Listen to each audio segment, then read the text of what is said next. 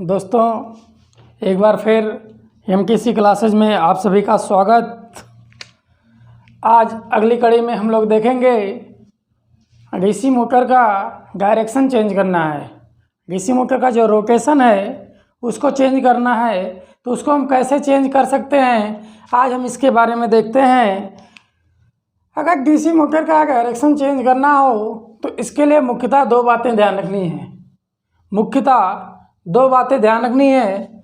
जैसा कि हम लोगों ने देखा था कि एक तो होगा आर्मेचर, एक होगा अपना आर्मेचर और दूसरा होगा अपना फील्ड। दूसरा क्या होगा? अपना फील्ड। कौन सा फील्ड? Shunt field. ध्यान दीजिएगा, ये अपना डीसी मोटर था। DC motor. अब बात करें, अगर इसका आर्मेचर यदि क्लॉकवाइज घूम रहा है, सप्लाई देने के बाद अगर आर्मेचर क्लॉकवाइज घूम रहा है तो इसका डायरेक्शन चेंज करना है। एंटी क्लॉकवाइज कैसे घूमेगा? तो इसके लिए हमें दो बातों को ध्यान रखना बहुत ज़रूरी है। सबसे पहले अगर डायरेक्शन चेंज करना है तो पहला काम करना पड़ेगा, आर्मेचर में बहने वाली धारा की दिशा को चेंज कर दिया जाए। पहला,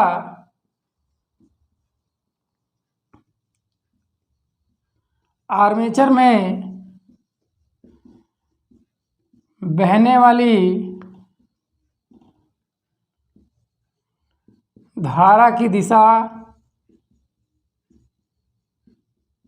परिवर्तित करके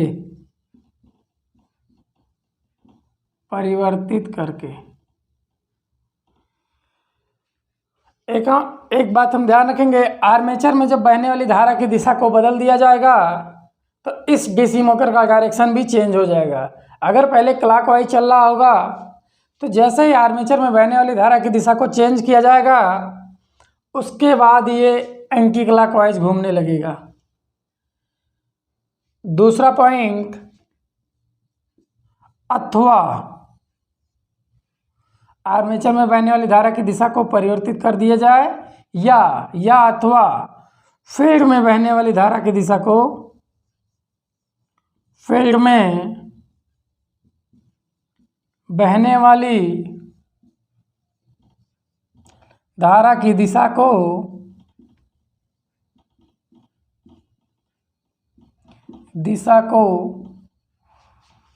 परिवर्तित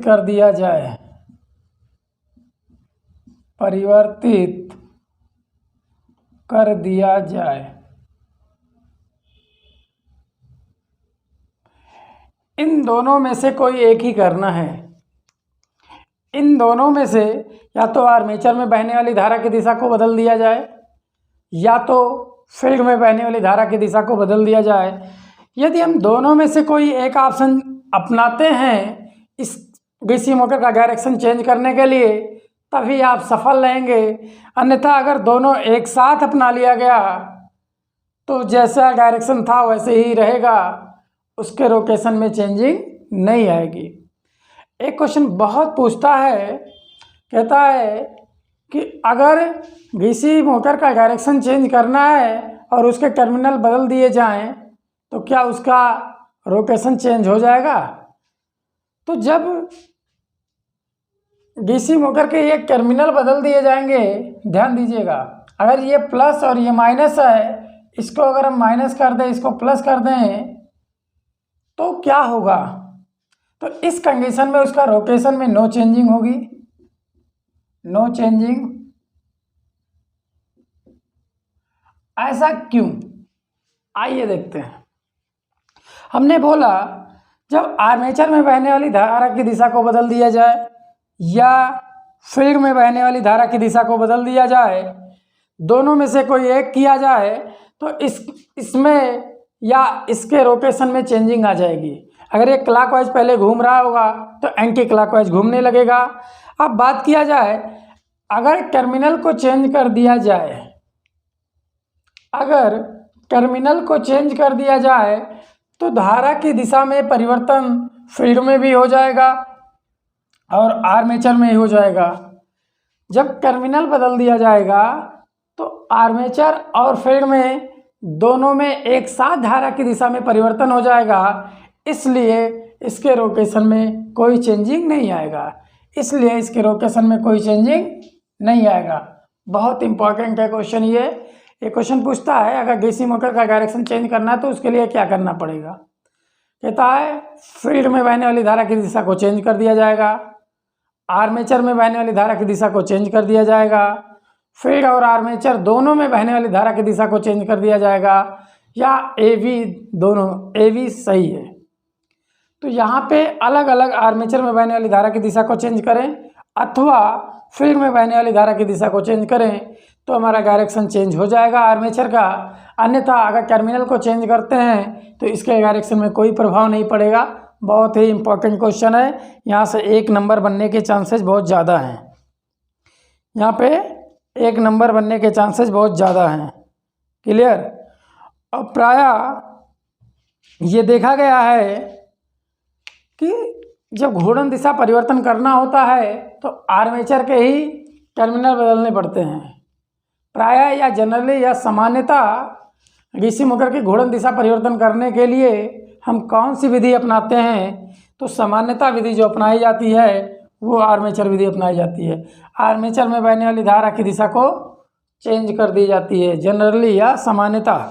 क्वेश्चन पूछता है सामान्यतः डीसी मोटर के डायरेक्शन को चेंज करने के लिए कौन सी विधि अपनाई जाती है, तो इसके लिए जो विधि अपनाई जाती है वो आर्मेचर में बहने वाली धारा की दिशा को बदल दिया जाता है, जिससे अपना रोटेशन चेंज हो जाता है।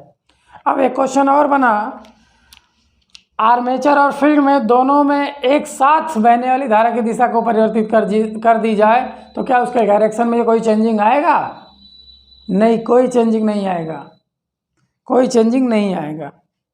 क्लियर, ये बात समझ में आ गई ना, कोई चेंजिंग नहीं आएगा। आइए देखते हैं फिर आगे।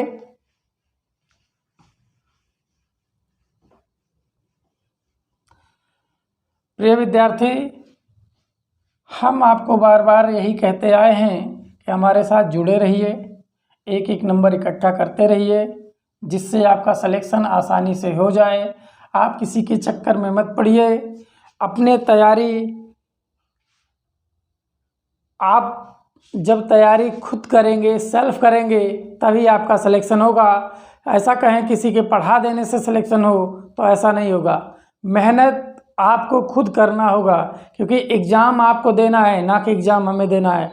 इसलिए आपको कंटिन्यूटी बना के रखना होगा और एक एक नंबर क्लियर करके एक ऐसा मुकाम हासिल करना होगा जिससे आपका एग्ज़ाम में या जॉब में सिलेक्शन आसानी से हो जाए, आपको कोई दिक्कतों का सामना ना करना पड़े। क्लियर। हर कोई कहता कि हम आपका सिलेक्शन करा देंगे, लेकिन हम कैसे सिलेक्शन कराएंगे? हम आपको एक एक नंबर इकट्ठा करवा के एक ऐसा मुकाम हासिल किया जाएगा जिससे आपको एग्ज़ाम में कन्फ्यूजन क्रिएट ना हो, जिससे आपको आसानी से एग्ज़ाम को क्रैक करने में सहायता मिले। आपका एग्ज़ाम हम नहीं देंगे, एग्ज़ाम आप ही दोगे, इसलिए आपको पढ़ना ज़रूरी है। आप घर पे मेहनत करिए, इतना मेहनत कर दीजिए, इतना घिस दीजिए, इतने सारे क्वेश्चन अपने सामने से गुजार दीजिए कि एग्ज़ाम हॉल में बैठने के बाद कोई दिक्कत ना आए, ना किसी परेशानियों को झेलना पड़े। बात समझ आ रही है? वहाँ पे वो कॉन्फिडेंस लेवल उच्च होना चाहिए, कॉन्फिडेंस लेवल बनाए रखना है। आपको अंतिम क्षण तक धैर्य को बनाए रखना होगा, आपको धैर्य नहीं खोना होगा, पेशेंस रखना होगा। और आपको जब भी एग्ज़ाम हॉल में पेपर हल करते समय ये ध्यान में रखिएगा कि हमें किसी क्वेश्चन के साथ उलझना नहीं होगा, किसी क्वेश्चन के साथ उलझना नहीं होगा। जो क्वेश्चन नहीं आ रहा है उसको छोड़ना होगा, जो क्वेश्चन आ रहा है उसको समेटना होगा, मतलब उसको हल करके एक एक नंबर इकट्ठा करना होगा। बाकी अगर टाइम बचेगा उसके बाद देखा जाएगा। अगर बैक ईएमएफ की बात करें, डीसी मोटर में बैक ईएमएफ की अगर बात की जाए तो हमेशा जो बैक ईएमएफ होता है, बैक ईएमएफ का मान हमेशा कम होगा अप्लाइड वोल्टेज से। बैक ईएमएफ का मान हमेशा कम होगा अप्लाइड वोल्टेज से। अप्लाइड वोल्टेज यहाँ पे V होगा और EV। अब बात किया जाए तो EV हमेशा V से बड़ा होगा। ऐसा क्यों?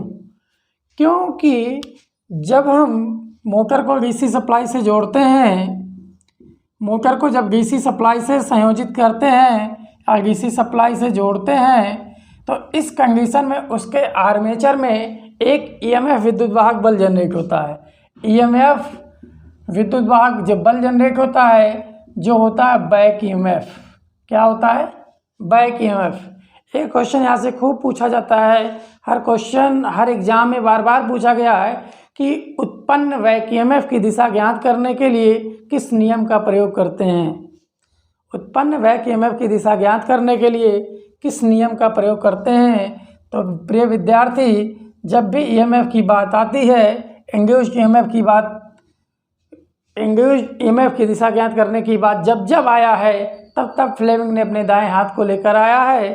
तो यहाँ पे आसान सा क्वेश्चन, आसान भाषा में आपको देखा जाए तो यहाँ पे फ्लेमिंग्स राइट हैंड रूल आप काम करेगा। फ्लेमिंग का दाएं हाथ का नियम, राइट हैंड रूल। तो बैक ईएमएफ की दिशा ज्ञात करने के लिए फ्लेमिंग के दाएं हाथ के नियम का प्रयोग किया जाएगा। अगर आप बात करें आगे, अगर ये बैक ईएमएफ नहीं होगा तो क्या होगा? यदि बैक ईएमएफ का मान 0 हो जाए, कंडीशन फर्स्ट, यदि EV का मान 0 हो जाए, EV का मान 0 हो जाए, तो जैसा कि इसके पहले वाले क्लास में हम लोगों ने पढ़ा था, एक फार्मूला, एक बैक ईएमएफ समीकरण जो था EV बराबर φZN/60 गुणे P/A। ये फार्मूला हम लोगों ने पढ़ा। अब अगर बैक ईएमएफ 0 हो जाए तो N क्या होगा? क्योंकि यहाँ से एक फार्मूला और मिला, EV समानुपात है φ×N। φ×N क्या मिला अपने को? φ×N। अब यदि EV का मान 0, पहला कंडीशन, EV का मान यदि 0 तो N का मान क्या होगा? 0। ये बहुत इम्पोर्टेंट है, संभाल कर रखना इस एक नंबर को। जब बैक ईएमएफ का मान 0 होगा, उस कंडीशन में मोटर गति नहीं करेगी, मोटर गति नहीं करेगी, मोटर गति नहीं करेगी। कब? जब बैक ईएमएफ का मान क्या होगा? 0। क्योंकि ये EV समानुपात है आपका N है। यदि बैक ईएमएफ 0 तो N भी 0। ये बात समझ में आ गई? और स्टार्टिंग के समय में मोटर उच्च करंट लेगा, EV बराबर 0, EV समानुपात N, मतलब N गति नहीं करेगा। और बात देखी जाए, EV का मान जब 0 होगा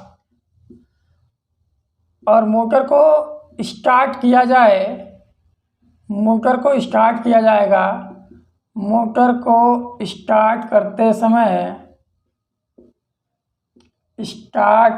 समय उच्च करंट लेगा, उच्च करंट लेगा, जिससे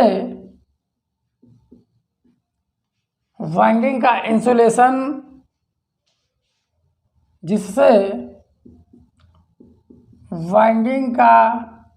इंसुलेशन,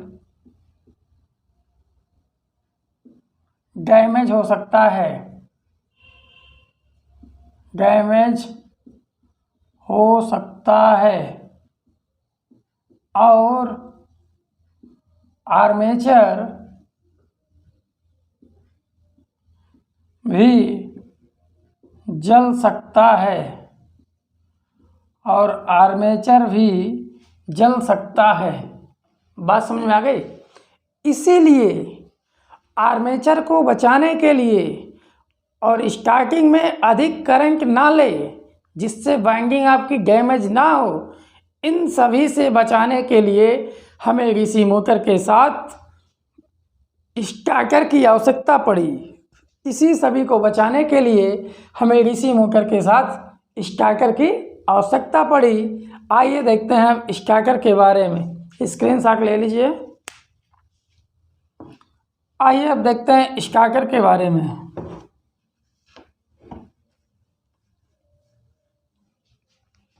अब क्वेश्चन बनता है बहुत ज़्यादा, स्टार्टर की आवश्यकता क्यों पड़ी?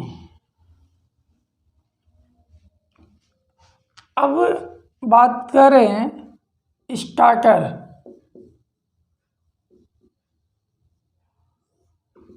स्टार्टर ऑफ डीसी मोटर, जैसा कि डीसी मोटर हम लोग पढ़ ही रहे हैं, तो स्टार्टर की ज़रूरत क्यों पड़ी? बहुत ज़रूरी है ना, स्टार्टर की ज़रूरत क्यों पड़ी? आइए देखते हैं। हम लोगों ने देखा था एक फार्मूला EB बराबर V माइनस IARA, EB बराबर V माइनस IARA। अब स्टार्टिंग के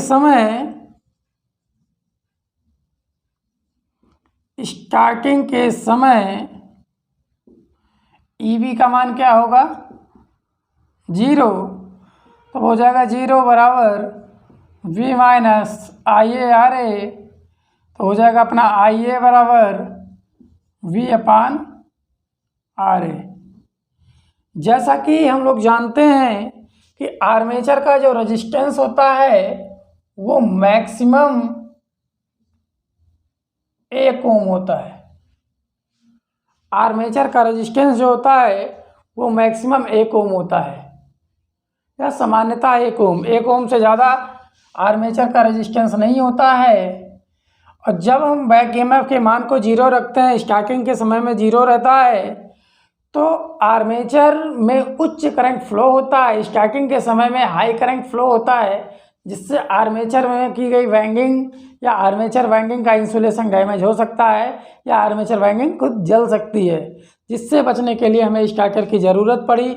आइए अब देखते हैं, अगर हम वोल्टेज 220 वोल्ट दें, 220 वोल्ट स्रोत से जोड़ा जाए इस डीसी मोटर को, तो V बराबर 220 वोल्टेज और आर्मेचर का मान, जो आर्मेचर का रेजिस्टेंस होता है, अगर 0.5 मान लिया जाए, तो यहाँ पे जब 0.5 रख दिया जाएगा तो ये हो जाएगा 2200/5। अब 5 चौक 20, 5 चौक 20, 0। अब बताइए, 1 ओम रेजिस्टेंस वाले सर्किट, जो आर्मेचर में 1 ओम का रेजिस्टेंस या 0.5 ओम का है, उसमें 440 एम्पियर फ्लो होगा। क्या ये संभव है? क्या ये संभव है? तो संभव नहीं है।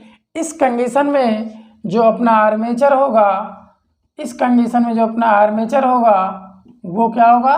बर्न हो जाएगा। इसी को बचाने के लिए, आर्मेचर को ही बचाने के लिए, इसके वाइंडिंग को बचाने के लिए हमें स्टार्टर की ज़रूरत पड़ी। क्लियर? बात समझ में आ गई ना? तो स्टार्टर की ज़रूरत क्यों पड़ी? आर्मेचर वाइंडिंग को जलने से बचाने के लिए। आर्मेचर वाइंडिंग को जलने से बचाने के लिए, या आर्मेचर वाइंडिंग को डैमेज होने से बचाने के लिए। अब बात करें आगे की बात, टाइप्स ऑफ स्टार्टर। स्क्रीनशॉट ले लीजिए। अब बात कर रहे हैं टाइप्स ऑफ स्टार्टर की। आइए देखते हैं टाइप्स ऑफ स्टार्टर। प्रिय विद्यार्थी, हम आपको बार बार यही बता रहे हैं कि हमारे साथ जुड़ें और एक एक नंबर इकट्ठा करके सिलेक्शन के करीब और सिलेक्शन लें, फाइनल सिलेक्शन लें। हम आप लोगों को ये भी बताएं कि फाइनल सिलेक्शन लेने का स्ट्रेटजी क्या होनी चाहिए या स्ट्रेटजी क्या बनाए जिससे हमारा फाइनल सिलेक्शन हो जाए। क्लियर। अब देखते हैं टाइप्स ऑफ स्टार्टर। स्टार्टर की ज़रूरत क्यों पड़ी इसे देखा। अब आगे बात करते हैं टाइप्स ऑफ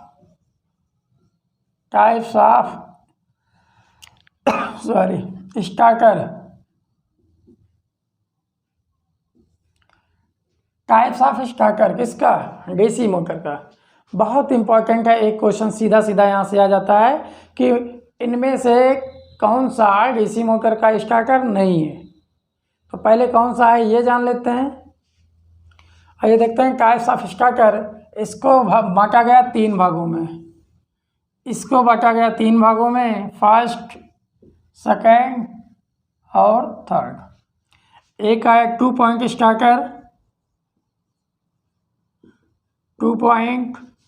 एक आया 3 पॉइंट और एक आया अपना 4 पॉइंट। तो डीसी मोटर के जो स्टार्टर हैं ये मुख्यतः 3 ही स्टार्टर हैं।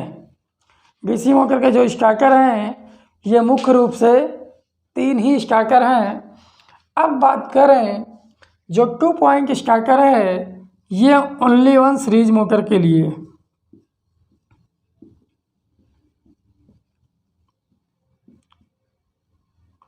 ओनली वन किसके लिए? सीरीज मोटर के लिए प्रयोग किया जाता है।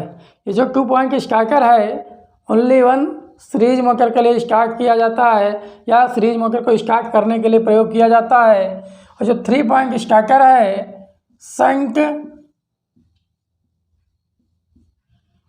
अथवा कंपाउंड, ये शंट मोटर और कंपाउंड डीसी मोटर दोनों मोटर को स्टार्ट करने के लिए 3 पॉइंट स्टार्टर का प्रयोग किया जाता है। अब एक क्वेश्चन आपके दिमाग में ये आएगा कि जब सीरीज मोटर, शंट मोटर और कंपाउंड मोटर स्टार्ट करने वाले स्टार्टर बनाए गए तो ये 4 पॉइंट स्टार्टर की ज़रूरत क्यों पड़ी? 4 पॉइंट स्टार्टर की ज़रूरत क्यों पड़ी? आइए देखते हैं। जब 3 पॉइंट स्टार्टर में कुछ अशुद्धियाँ पाई गई, उस अशुद्धियों को दूर करके जो स्टार्टर बनाया गया उस स्टार्टर का नाम दिया गया 4 पॉइंट स्टार्टर। और इसका भी जो यूज किया गया शंट और कंपाउंड के लिए यूज किया गया। शंट और कंपाउंड मोटर को स्टार्ट करने के लिए यूज किया गया। क्लियर? ये बात समझ में आई कि नहीं आई? आ गई। एक क्वेश्चन सीधा सीधा बनता है कि निम्नलिखित में से कौन सा डीसी मोटर का स्टार्टर नहीं है। ऑप्शन देगा 2 पॉइंट, 3 पॉइंट, 4 पॉइंट और एक दे देगा स्टार डेल्टा स्टार्टर या डीओएल स्टार्टर। तो वो सब जो हैं DOL starter, star delta starter, auto transformer starter, 3 phase rheostat starter, ये जो स्टार्टर्स होते हैं ये 3 फेज मोटर के होते हैं। किसके होते हैं? 3 फेज मोटर के। तो यहाँ से 2 तरीके से क्वेश्चन, एक तो यहाँ से पूछेगा निम्नलिखित में से कौन सा डीसी मोटर का स्टार्टर नहीं है, या एसी वाले में जाएगा 3 फेज मोटर में पूछेगा इनमें से कौन सा 3 फेज मोटर का स्टार्टर नहीं है। तो इन तीनों में से कोई वहाँ एक दे देगा और वहाँ से कोई एक यहाँ पे दे देगा। तो ये कन्फ्यूजन दूर रखिएगा। इस दोनों टाइप के क्वेश्चन से एक क्वेश्चन आपको यूपीपीसीएल 2022 में मिलना तय है। क्लियर? बात समझ में आ रही है ना? तो दोस्तों हमारे साथ जुड़िए, इस क्लास को एंजॉय से आप लोग एक एक नंबर इकट्ठा करिए। अब बात करते हैं सीरीज मोटर के बारे में। जैसा कि सीरीज मोटर को हम लोगों ने पढ़ा, इसको बोला गया वेरिएबल मोटर।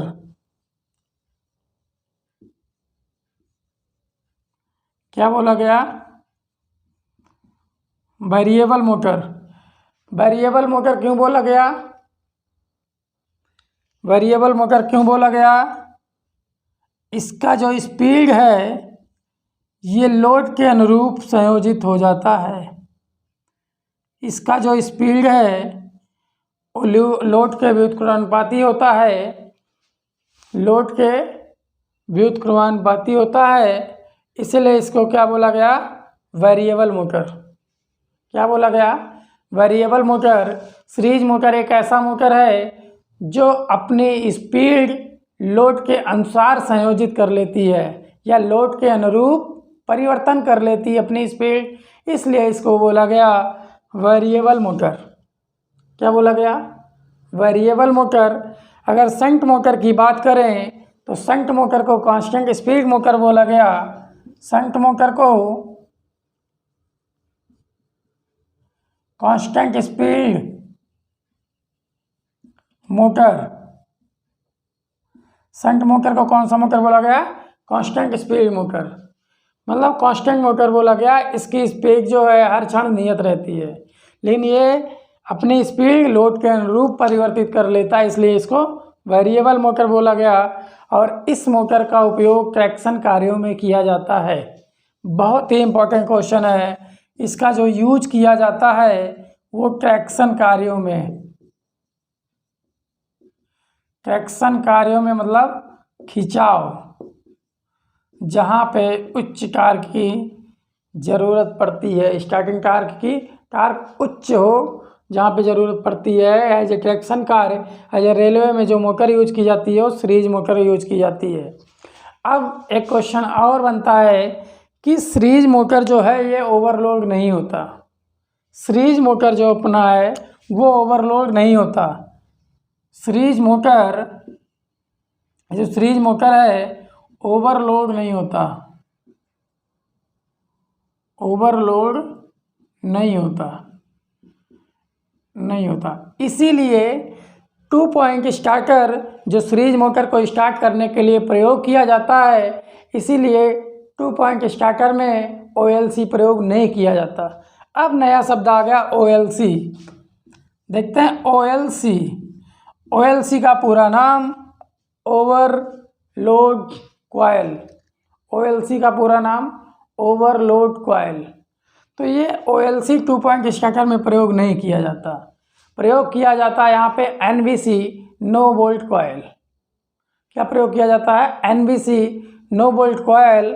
और 2 पॉइंट स्टार्टर में जो NBC प्रयोग की जाती है वो अपवाद के रूप में रहती है, क्योंकि हर जगह जहाँ भी NBC प्रयोग की जाती है वहाँ वो पतले तार अधिक कर्न की बनाई जाती है, लेकिन यहाँ पे अपवाद स्वरूप 2 पॉइंट स्टार्टर में जो NBC बनाई जाती है ये मोटे तार और कम कर्न की बनाई जाती है। NBC 2 पॉइंट स्टार्टर में मोटे तार और कम कर्न की बनाई जाती है। NBC नो बोल्ट कॉइल यहाँ यूज होता है। इसकी जो विशेषता होगी वो मोटे तार और कम कर्न की बनाई जाएगी, कम कर्न की बनाई जाती है, बनाई जाती है। ऐसा क्यों? क्योंकि जब मोटे तार कम कर्न की बनाई जाएगी तो रेजिस्टेंस का मान कम होगा, और जब रेजिस्टेंस का मान कम होगा तो आई का मान ज़्यादा से ज़्यादा उसमें फ्लो हो सकता है। करंट का मान ज़्यादा से ज़्यादा फ्लो करना है, क्योंकि ये सीरीज मोटर है। यहाँ पे सीरीज मोटर में आर्मेचर और फील्ड वाइंडिंग एक दूसरे के सीरीज में जुड़े होते हैं, इसलिए आर्मेचर करंट का मान, फील्ड करंट का मान एक दूसरे के बराबर होता है। तो ये रहा सीरीज मोटर की कहानी। अब बात करें अगर शंट मोटर की, शंट मोटर या कंपाउंड मोटर को स्टार्ट करने के लिए 3 पॉइंट स्टार्टर की ज़रूरत पड़ती थी, लेकिन 3 पॉइंट स्टार्टर में कुछ अशुद्धियाँ आ जाने की वजह से मजबूरन 4 पॉइंट स्टार्टर बनाने की ज़रूरत पड़ी। इसलिए अब देखा जाए शंट मोटर को कांस्टेंट स्पीड मोटर कहते हैं। इसका उपयोग वहाँ पे करते हैं जहाँ स्थिर स्पीड की ज़रूरत पड़ती है। शंट मोटर का यूज वहाँ करते हैं जहाँ स्थिर स्पीड की ज़रूरत पड़ती है, जैसे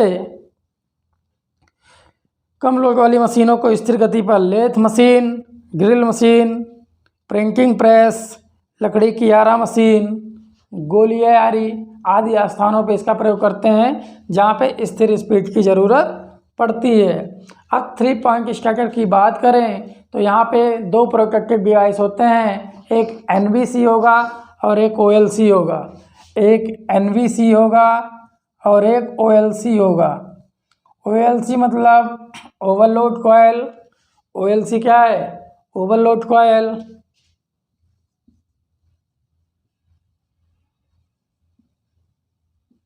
overload coil. NVC no volt coil. NVC क्या है?